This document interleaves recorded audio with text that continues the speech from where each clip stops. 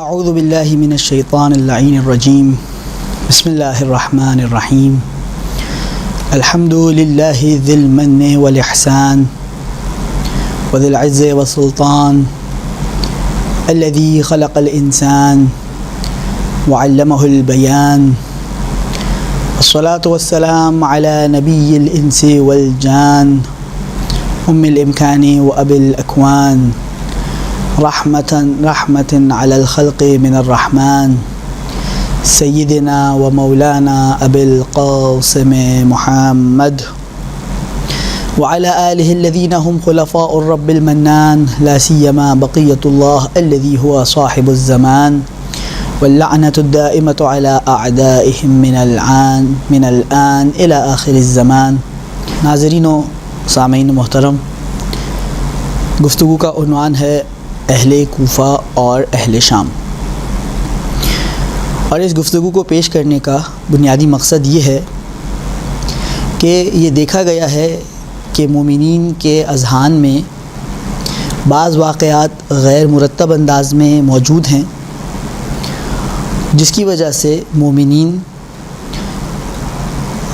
شام والوں اور کوفے والوں میں کوئی خاص تفریق نہیں کرتے، اور واقع کربلا کے بعد جو اہل بیت اطہار پر مصائب ڈھائے گئے، ان میں شام والوں اور کوفہ والوں کو ایک سی نظر سے دیکھتے ہیں.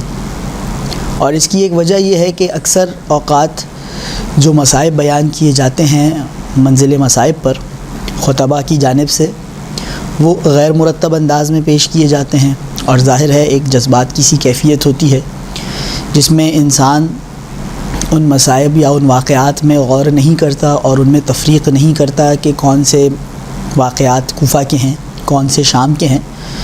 اور پھر اس سب کا نتیجہ یہ نکلتا ہے کہ مومنین کے اذہان میں کوفہ والے اور شام والے ایک سی حیثیت رکھتے ہیں، جبکہ یہ بات حقیقت کے برخلاف ہے. تو بنیادی طور پہ اس غلط فہمی کو دور کرنے کے لیے یہ گفتگو آپ کے سامنے پیش کی جا رہی ہے، اور میں بغیر کسی تمہید کے جو اصل بات ہے وہ آپ کے سامنے پیش کرتا ہوں، اور پھر اس کو مزید واضح کرنے کے لیے کچھ شواہد اور کچھ تاریخی واقعات جو اکثر آپ کے سنے ہوئے ہیں ان کا سہارا لیا جائے گا. جو بات ہے وہ یہ ہے کہ کربلا معلیٰ میں جب امام حسین علیہ الصلاۃ والسلام اور ان کے اصحاب کو شہید کر دیا گیا، اور اس کے بعد اہل حرم کو قیدی بنا کر پہلے کوفہ لے جایا گیا اور پھر کوفہ سے شام لے جایا گیا. ان دونوں شہروں کے لوگوں کے جو انداز تھے اور طریقہ کار تھے اہل بیت علیہم السلام کے استقبال میں، وہ سراسر مختلف تھے. اس کی وجہ یہ ہے کہ ان دونوں شہروں میں بسنے والے لوگوں کی ذہنیت، ان کی فکر، ان کا اہل بیت کی نسبت نظریہ یا عقیدت سراسر مختلف تھا.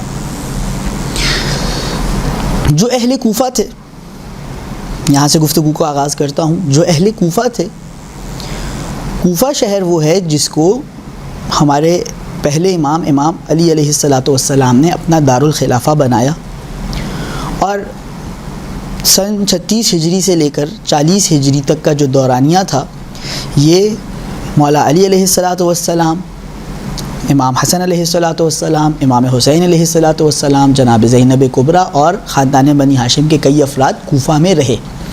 4 برس رہے، اور یہ وہ 4 برس تھے جب یہ خاندان ظاہری طور پہ اقتدار میں تھا، تو مقتدرہ کے طور پہ 4 برس گزارے. اور ان 4 برسوں میں، ان 4 سالوں میں کوفہ والوں نے ان کو دیکھا، ان کی شخصیت سے واقف ہوئے، ان کے اخلاق حسنہ سے متاثر ہوئے، اور ان کی محبت کوفہ والوں کے دلوں میں پیدا ہو گئی. یہ کوفہ کے حالات تھے. شام کا کیا معاملہ تھا؟ شام میں قریب 4 دہائیوں سے بنی امیہ کے خاندان کا راج تھا.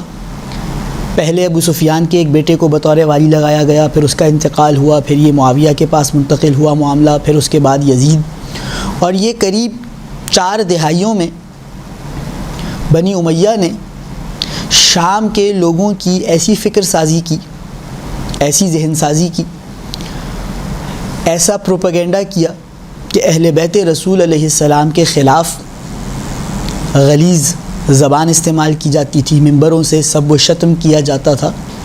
تو شام کے لوگ وہ لوگ تھے جو اہل بیت کی نسبت ایک منفی نظریہ رکھتے تھے. بریکٹ میں یہ بات عرض کر دوں، یہ میں جنرل بات بتا رہا ہوں کہ کوفہ کے جنرل لوگ اہل بیت سے محبت رکھتے تھے اور شام کے جنرل لوگ اہل بیت سے نفرت رکھتے تھے. ظاہر ہے بعض افراد ایسے تھے کوفہ میں بھی جو بغض رکھنے والے تھے اہل بیت سے، اور یقیناً شام میں بھی جو محبت رکھنے والے تھے اہل بیت سے، لیکن عمومی فضا یہ تھی کہ کوفہ والے محبان اہل بیت تھے اور شام والے منکران و مبغضان اہل بیت تھے. کوفہ والوں کے حب اہل بیت کی وجہ وہاں پر اہل بیت کا خود رہنا کوفہ والے اپنی آنکھوں سے دیکھ چکے تھے. یہی کوفہ کے یتیم تھے جن کو 40 ہجری سے پہلے میرے مولا و آقا علی مرتضیٰ ان کے گھر کھانا پہنچایا کرتے تھے، ان کے ساتھ کھیلا کرتے تھے. تو یہی جب بڑے ہوئے 60 ہجری میں یہ نوجوانی اور جوانی کی منزل تک پہنچے تو ان کے دلوں میں علی مرتضیٰ کی محبت تھی. اس بات سے قطع نظر کہ وہ علی مرتضیٰ کو پہلا خلیفہ مانتے تھے یا چوتھا خلیفہ مانتے تھے، دونوں طرح کے لوگ تھے لیکن محبت کرتے تھے. شام میں کوفہ میں جناب زینب کبریٰ خواتین کو درس قرآن دیا کرتی تھیں 40 ہجری تک. تو جب 60 ہجری آئی وہی خواتین یا وہ لڑکیاں جو ذرا عمر میں بڑھ گئیں وہ خواتین جناب زینب سے واقف تھیں، ان سے محبت رکھتی تھیں، ان سے عقیدت رکھتی تھیں. اس بات سے قطع نظر کہ وہ عقیدے کے اعتبار سے مولا علی کو پہلا خلیفہ مانتے تھے یا چوتھا خلیفہ مانتے تھے. تو عمومی طور پہ کوفہ کے لوگوں کے دلوں میں اہل بیت کی قدر و منزلت تھی، ادب اور احترام اور عقیدت تھا. درحالانکہ شام کے لوگوں نے کبھی اہل بیت کو دیکھا ہی نہ تھا. ظاہر ہے یہ 1500 سال پرانی بات ہے، تو نہ کوئی سوشل میڈیا ہوا کرتا تھا، لوگوں کا آنا جانا بہت قلیل ہوا کرتا تھا، اور شام سے ویسے بھی مدینہ بہت دور تھا جہاں پہ زیادہ تر اہل بیت نے اپنی زندگیاں گزاری ہیں. تو شام کی اکثریت یہ تھی جس نے کبھی بھی اہل بیت میں سے کسی کو نہ دیکھا تھا، نہ ان کے اخلاق سے واقف تھے، نہ ان کے کمالات اور منزلت سے واقف تھے. اور اصحاب رسول بھی شام میں بہت کم تھے کہ وہ نقل کریں کہ نبی نے یہ فرمایا اور نبی نے ایسا کہا. جبکہ دوسری جانب سے جو حکومتی مشینری تھی وہ مکمل پروپیگنڈا کرتی تھی اہل بیت کے خلاف، جس کی وجہ سے لوگوں کے دلوں میں اہل بیت سے بغض پایا جاتا تھا. یہ شام کا ایک رائج ماحول تھا، اور اسی وجہ سے بہت مشہور واقعہ ہے کہ مدینے میں ایک شخص نے مولا حسن کو رستے میں دیکھا، اور جب اس نے پہچانا کہ یہ حسن ہیں، یہ علی ابن ابی طالب کے فرزند ہیں، تو مولا حسن کی شان میں بھی گستاخی کی، جناب امیر کو بھی برا بھلا کہنے لگا. یہ شخص کیوں مولا حسن کو دیکھ کر اس طرح بدتمیزی کر رہا تھا؟ کیونکہ یہ مدینے کا رہائشی نہیں تھا، یہ شامی تھا، یہ شام سے آیا تھا. تو ظاہر ہے جب کسی شخص نے بچپن سے سنا ہو کہ نعوذ باللہ من ذالک، نعوذ باللہ من ذالک، امیر المومنین ایک غلط شخصیت ہیں، حسن ایک غلط شخصیت ہیں، اور اسے کسی شہر میں اچانک وہی حسن نظر آ جائیں جن کی برائیاں وہ بچپن سے سنتا آ رہا ہے، تو اس سے زیادہ کوئی توقع نہیں کی جا سکتی کہ وہ برا بھلا کہے گا. لیکن کیا ہوا جب اس نے اپنی آنکھوں سے میرے مولا حسن کی زیارت کی اور اس کی بدتمیزی کے مقابل میں میرے مولا کا حسن اور احسن رد عمل دیکھا، تو مولا کے قدموں میں آ گیا کہ جو وہ پروپیگنڈا تھا جو اس نے سن رکھا تھا، جب اس نے دیکھا کہ جو میں دیکھ رہا ہوں وہ تو اس کے برخلاف ہے، تو وہ محب اہل بیت بن گیا، وہ حسن کا ماننے والا اور چاہنے والا بن گیا. تو یہ اس پر ایک دلیل ہے. اب اس پس منظر کو ذہن میں رکھیے اور اب ان واقعات کی جانب توجہ کیجئے جو میں اور آپ منزل مصائب میں بچپن سے سنتے آ رہے ہیں، اور محسوس کیجئے کہ کتنا بڑا فرق ہے ان دونوں شہروں میں اہل بیت علیہم السلام کی تشریف آوری کا. جب اہل حرم کو کربلا سے کوفہ لے جایا گیا تو یہ شیخ سید ابن طاؤس کی کتاب اللحوف جو مقاتل میں سے ایک قدر معتبر مقتل جانا جاتا ہے، اس سے میں آپ کی خدمت میں عبارت پیش کر رہا ہوں کہ شیخ سید ابن طاؤس لکھتے ہیں انہو لما جاء بسبایا اہل البیت الی الکوفہ، جب اہل بیت کے قیدیوں کو کوفہ لایا گیا یا کوفہ لے کر آئے ابن زیاد کے کارندے، جعل اہل الکوفۃ ینوحون ویبکون، تو کوفے والوں نے نوحہ گری اور گریہ و زاری کرنا شروع کر دیا.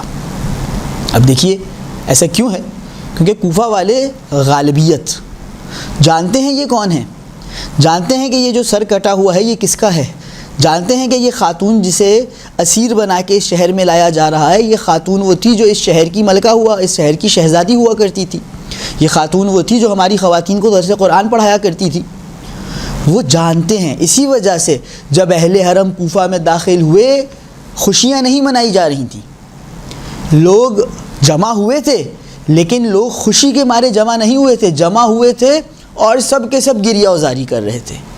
جو غالبیت جانتی تھی ماجرا کو وہ گریہ وزاری کر رہی تھی، اور جو چند نہیں جانتے تھے ظاہر ہے وہ جب پوچھتے تھے تو انہیں بتایا جاتا تھا کہ معاملہ کیا ہے، اور وہ بھی پھر اپنی گریہ وزاری کا آغاز کرتے تھے۔ اب اس سلسلے میں یہ تقابل پیش کرنے کے لیے درحالہ کہ جب اہل حرم شام میں داخل ہوئے ہیں تو شام کو سجایا گیا، شام میں لوگ جمع ہوئے، باقاعدہ فتح کی خوشی منائی گئی، لوگ خوشی میں جمع ہوئے کہ دیکھیں کہ جو باغی الیاذ باللہ جنہیں اسیر بنا کے لایا گیا ہے وہ کون ہیں۔ تو جب کوفہ میں داخلہ ہو رہا ہے اہل حرم کا سب گریہ و فغاں کر رہے ہیں، جب شام میں داخلہ ہو رہا ہے اہل حرم کا سب خوشیاں منا رہے ہیں، شادیانے بجا رہے ہیں۔ کیوں؟ کیونکہ کوفہ کے لوگوں کی جو ذہنیت تھی اور عقیدت تھی اہل بیت کی نسبت وہ حب اہل بیت تھا، اور شام والوں کی جو ذہنیت تھی وہ بغض اہل بیت کے اوپر مبتنی تھی۔ اب میں دو واقعات کتاب بحار الانوار سے ہی پڑھ کے آپ کی خدمت میں پیش کر رہا ہوں۔ دو راوی ہیں، ایک راوی کا نام ہے مسلم جساس، جساس بولتے ہیں جو جس بولا جاتا ہے جو پلستر کا کام کرتے ہیں اسے جساس کہا جاتا ہے۔ تو یہ مسلم ہے جس کا پیشہ یہ ہے کہ یہ دیواروں کو پلستر کرتا ہے۔ مسلم جساس اس موقع پر کوفہ میں تھا جب اہل حرم کوفہ میں داخل ہوئے، اور اس نے منظر نگاری کی کہ کیا حالات تھے۔ اور ایک رسول خدا کے صحابی تھے سہل ابن سعد، سہل ابن سعد شام میں اس وقت موجود تھے جب شام میں اہل حرم کو داخل کیا گیا، اور سہل ابن سعد نے اپنی روایت میں شام کی منظر نگاری کی ہے۔ اب یہ دونوں روایتیں میں آپ کے سامنے پیش کرتا ہوں تاکہ یہ تقابل واضح ہو جائے کہ کوفہ والوں کا انداز سراسر مختلف تھا اور شام والوں کا انداز سراسر مختلف تھا۔ اب جو پہلی روایت ہے مسلم جساس کی،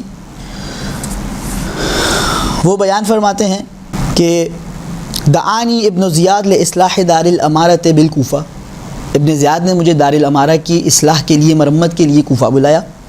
فبینما انا اجسس الابواب، میں دروازوں پر رنگ کر رہا تھا، پلستر کر رہا تھا۔ واذا انا بالزعقات قد ارتفعت من جنبات الکوفہ، میں نے دیکھا کہ کوفے کے گوشے و کنار سے شور و فغاں کی آواز بلند ہو گئی۔ فاقبلت علی خادم کان معنا، میرے ساتھ ایک خادم تھا، خدمت گزار تھا، میں اس کے ساتھ اس کی جانب متوجہ ہوا اور میں نے فقلت، میں نے اس سے کہا کہ مالی ار الکوفہ تزج، یہ دیکھیے مسلم جساس کا لفظ، کیا ماجرا ہے کہ تمام کوفہ والے گریہ و فغاں کر رہے ہیں؟ زجہ، زجہ یعنی آہو بکا کرنا، یہ سب کوفہ والے کس بات پر گریہ و فغاں کر رہے ہیں؟ تو کوفے کا یہ ماحول ہے۔ تو اس نے جواب دیا کہ جو یزید نے جن کو شہید کیا ہے ان کے جن کو قتل کیا ہے ان کا سر لایا جا رہا ہے۔ تو جو مسلم جساس کا جملہ ہے وہ ہمیں بتلا رہا ہے کہ اس موقع پر کوفہ والے گریہ و فغاں کر رہے تھے۔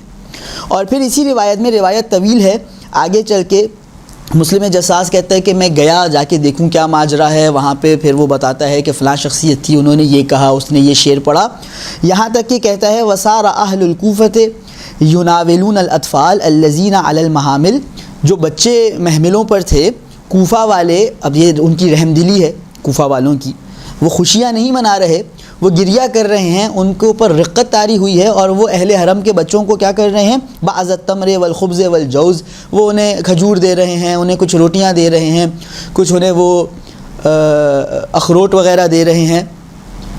تو یہ ایک رحمت اور رافت اور رقت کا منظر ہے کہ کوفہ والے اس کو بطور خوشی نہیں منا رہے، اس کو ایک غم کی کیفیت سے دیکھ رہے ہیں۔ اور پھر ظاہر ہے روایت میں آگے چل کے آتا ہے کہ جناب ام کلثوم نے بچوں سے وہ لیا کہ ہم اہل بیت ہیں، ہمارے اوپر صدقہ حرام ہے، اور پھر اس میں جناب ام کلثوم کا یہ جملہ وہاں پہ نقل ہوتا ہے کہ سہ یا اہل الکوفہ، اے کوفہ والو خاموش ہو جاؤ، تم کیوں گریہ کرتے ہو؟ جو ہمیں بتلا رہا ہے کہ اس کا مطلب وہ گریہ میں مصروف تھے۔ تو یہ روایت مجھے اور آپ کو سمجھا رہی ہے کہ جب کوفہ میں اہل حرم کا داخلہ ہوتا ہے، کوفہ والے خوشی نہیں منا رہے تھے، گریہ وزاری کر رہے تھے۔ کیوں؟ جو وجہ میں نے آپ کی خدمت میں پیش کی. کوفہ والے جانتے تھے یہ کون ہیں. اور کربلا میں بھی جو امام حسین کے 7 افراد شہید ہوئے ان میں سے جو آئے ہیں وہ بھی تو کوفہ ہی سے آئے ہیں.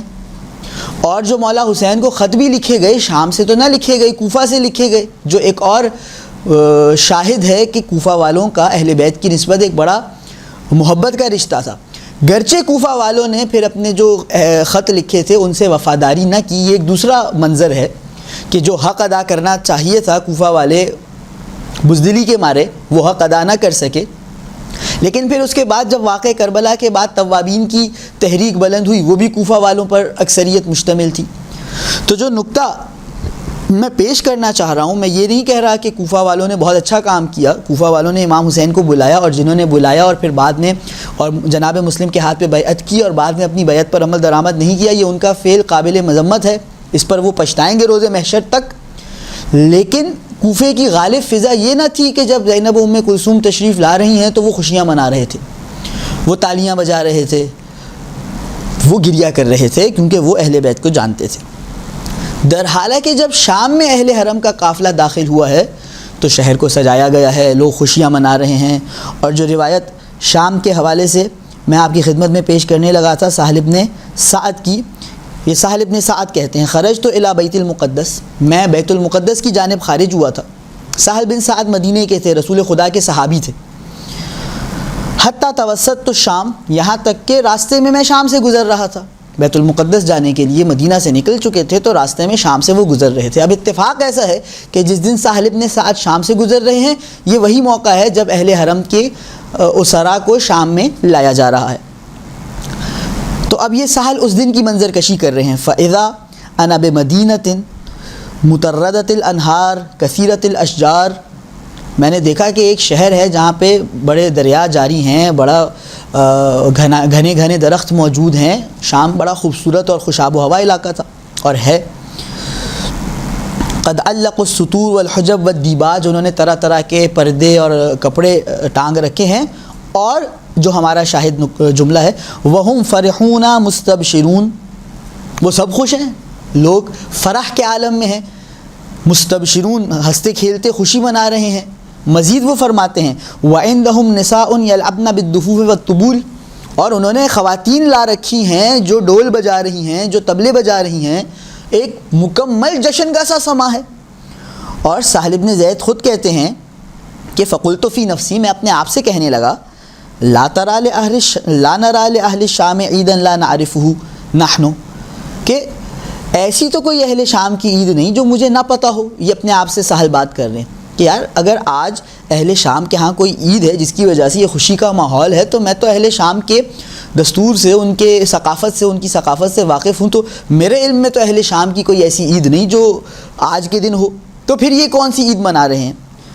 تو پھر کہتے ہیں کہ فَرَأَيْتُ قَوْمًا يَتَحَدَّثُونَ, میں نے دیکھا کچھ لوگ آپس میں گفتگو میں مصروف تھے تو میں ان کے پاس چلا گیا سوال کرنے کہ یہ آخر ماجرا کیا ہے؟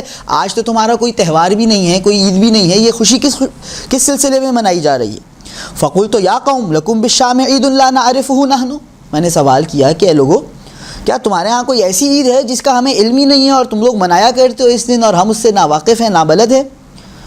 قالو, تو انہوں نے جواب دیا کہ یا شیخ نراک اعرابیا, اے شیخ ہم تجھے اعرابی دیکھ رہے ہیں, بادیہ نشین دیکھ رہے ہیں, تو یہ حجاز سے آیا لگ رہا ہے. فقلت انا سہل بن سعد, میں نے کہا ہاں میں سہل بن سعد ہوں. قد رأیت محمدا صلی اللہ علیہ وآلہ, میں ختمی مرتبت کی زیارت سے شرف یاب ہو چکا ہوں. یعنی اپنا تعارف کروا رہے ہیں کہ میں صحابی رسول ہوں اور میں حجاز سے آیا ہوں. تو قالو یا سہل ما اعجبک, اب پھر اس کے بعد انہوں نے سہل کو بتایا اور ظاہر ہے پھر وہ روایت طویل ہے کہ اہل حرم کو شام میں داخل کیا جا رہا ہے.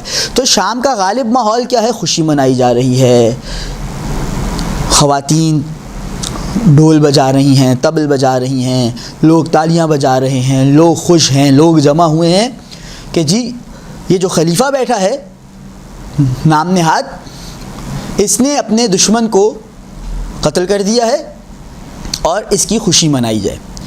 تو یہ شام کا ماحول ہے. لہٰذا اس بات کو سمجھنا بہت ضروری ہے اور تاریخ کی درستگی کے لیے, تاکہ اذہان عالیہ میں جو واقعات ہیں وہ ایک دوسرے میں خلط اور دمج نہ ہو جائیں, کہ یقیناً اہل شام خوشی منا رہے تھے، اور پھر اس کے بعد جب جناب زینب کبریٰ اور میرے مولا امام سجاد نے خطبہ ارشاد فرمائے تو شام والوں کو پھر جب پتہ چلا کہ یہ جن کو ہم باغی سمجھ رہے تھے یہ تو رسول خدا کے گھر والے ہیں، پھر شام کا ماحول تبدیل ہوا، اور ایسا تبدیل ہوا کہ جو یزید یہ سمجھ رہا تھا کہ میں امام حسین کو شہید کر کے جیت چکا ہوں اور خوشیاں منا رہا تھا، وہی یزید ہاتھ جوڑ کر سید سجاد سے یہ بھیک مانگ رہا تھا کہ آپ آزادی لیجئے اور آپ واپس مدینہ تشریف لے جائیے۔ جو یزید انہیں قیدی کہہ رہا تھا وہی یزید اب انہیں مہمان کہہ رہا تھا۔ تو یہ تبدیلی آئی اس وقت جب شام والوں نے چند روز اہل بیت کا کلام سنا، اہل حرم کا کلام سنا، اہل حرم کو دیکھا، ان کو پہچانا، جب ان کو اس حد تک کی معرفت ہو گئی کہ یہ رسول کے گھر والے ہیں اور یہ کتنے نیکوکار اور پارسا افراد ہیں، پھر شام کا ماحول بھی تبدیل ہوا۔ لہٰذا یہ بات عرض کرنا نہایت ضروری تھی کہ شام اور کوفہ کے لوگوں کو ایک پیمانے پر نہیں پرکھا جا سکتا، ان کی فکر الگ تھی، ان کی سوچ الگ تھی، ان کے کردار الگ تھے، اور جو واقعات ہم سنتے ہیں اہل حرم کی اسارت کے بعد کے، کیونکہ منزل مصائب پر بیان ہوتے ہیں، انسان گریے میں مشغول ہوتا ہے جو کہ نہایت عظیم عبادت ہے، تو ان میں پھر تفریق نہیں ہو پاتی کہ کون سا معاملہ شام میں تھا، کون سا معاملہ کوفہ میں تھا، اور پھر ایک ہی انداز سے اہل کوفہ اور اہل شام کو دیکھا جاتا ہے، جو کہ تاریخی اعتبار سے درست نہیں ہے۔ وما علینا الا البلاغ المبین والحمد للہ مولانا رب العالمین۔ اللہم صل علی محمد وآل محمد وعجل فرجہم۔